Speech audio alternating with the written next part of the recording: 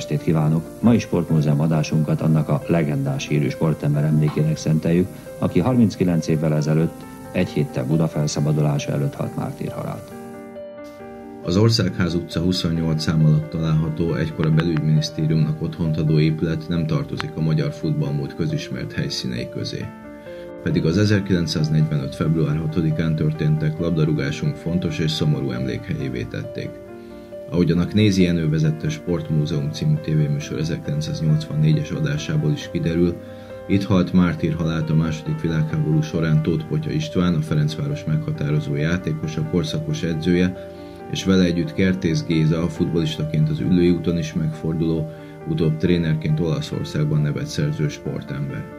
Az 1891-ben született Tóth Potya Istvánt korábbi szövetségi kapitányok méltatták, már csak a megszólalók személye miatt is különleges időutazással felérő 80-as évekbeli műsorban.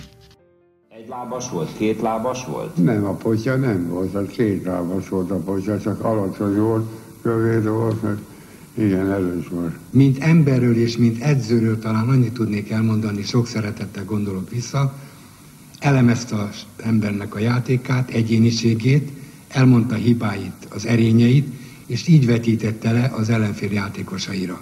Ő volt az első a komoly játékosok között, aki fölvetette, hogy létre kellene hozni egy edző testületet, edző bizottságot. Ő volt, aki harcolt ezekért a dolgokért. Tóth Potya István a II. Világháború utolsó hónapjaiban a Kovács Pál vezette amerikai kezdeményezésre kiépülő ellenállási csoport aktív tagjaként küzdött a német megszállás ellen. Oldalán barátjával, az Olaszországból hazatérő, az AS Roma kispadját 1943-ban az Újpestére cserélő Kertész Gézával. A titkos társasághoz a futballélet más alakja is társultak tagként vagy külső támogatóként, így Jánosi Béla, Fogő Károly, Sós Károly, Bodola Gyula, vagy Blum Zoltán és Slosser Imre. Tóth Potya tevékenységéről így írt 1979-ben a Lobogó című újság. A háború alatt, mint tartalékos főhadnagyot a Honvédelmi Minisztériumban rendelték be szolgálatra. Beosztásánál fogva hozzájutott a hivatalos pecsétekhez és üres igazolványblankettákhoz.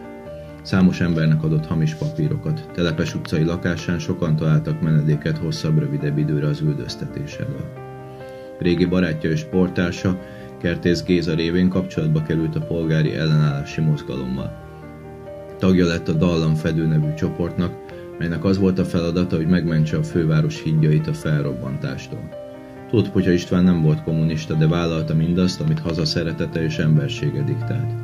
1944. december 6-án hamis indokkal elcsalták hazúról. Többé nem tért vissza.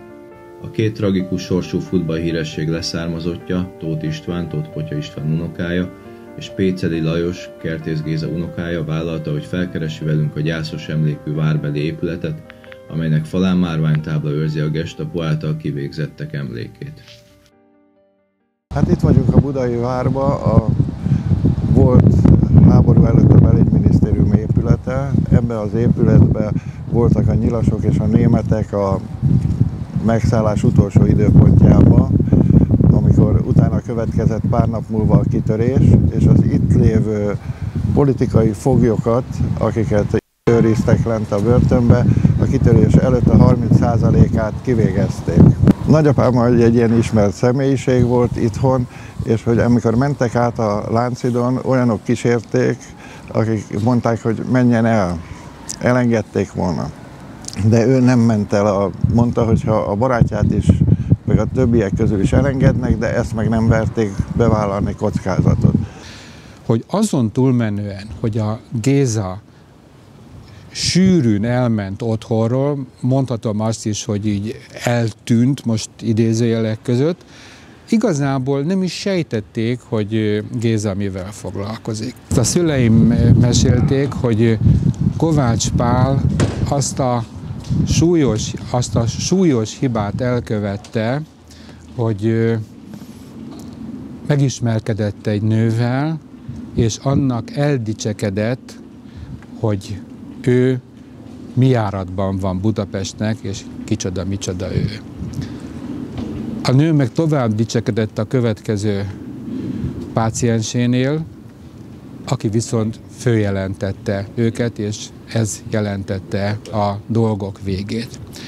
Akkor legjobb tudomásom szerint ezt az én apai nagymamám mesélte, vagy mondta el, hogy az egész családot bevitték, kihallgatások, fenyegetések, minden zajlott, először természetesen a Gézát vitték el, és a nagymamám az a Kovács Pállal találkozott a folyosón, aki félholtra volt már verve, ezt a nagymamám mesélte el, aki meg se ismerte őt már, tehát olyan állapotban volt. Amiután elvitték a Gézát, a családon belül nem találkozott vele már senki. A csoport tagjainak 1944. december 5-i és 6-ai letartóztatását követő hetek történéseiről keveset tudunk. A foglyokat előbb a hadik laktanyába, majd a Gestapo főutcai fegyházába szállították, innen az Országház alagsorába, végül a várbéli Pokolpincébe, a Gestapo Országház utcai börtönébe. Itt már 178 politikai fogoly zsúfolódott össze. A kivégzések 1945. január 16-án kezdődtek, február elejére a foglyok létszáma a felére csökkent. Tóth Potyáról a főutcai fegyház napjaira emlékezve tett említést cellatársa, a Szent Imre Kollégium igazgatója, Tiefenthaler József Sötét Napok címen megjelent naplójában. Nem nehéz kitalálni, kit akar a szövegben említett Géza név. Egy fegyveres őr felkísért az 513-as cellába.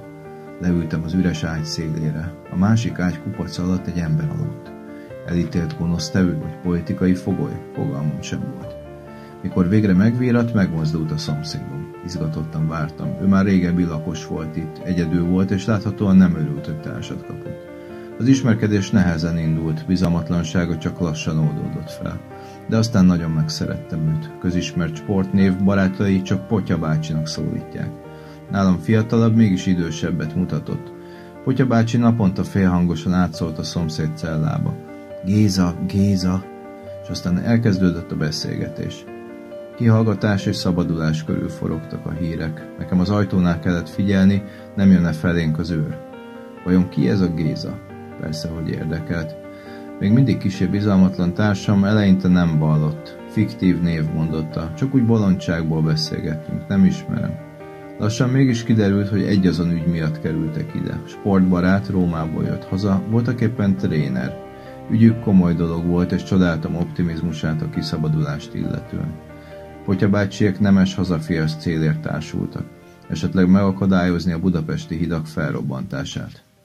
December vége felé, ha jól emlékszem, pont karácsony napján, akkor sikerült bejutnom a főutcába, és ott a német őröket megkérve és bizonyos mértékben cigarettával megjutalmazva sikerült följutnom a cellájához, és ott ezen a kis celláblakon tudtam benézni, a pricsen feküdt, és a napfény az éppenséggel pont az arcán végigment. Ez volt az utolsó kép. Hogyan haltak meg? Hát úgy tudjuk, hogy tarkon lőtték őket, a németek. Mert a magyarok átadták a politikai foglyokat a németeknek is. A németek a budai vár felszabadulása előtt kivégezték a politikai foglyokat. Amikor én olyan korú lettem, hogy föl tudtam már fogni a történéseket, addigra már nagyon sok idő eltelt Géza kivégzése után.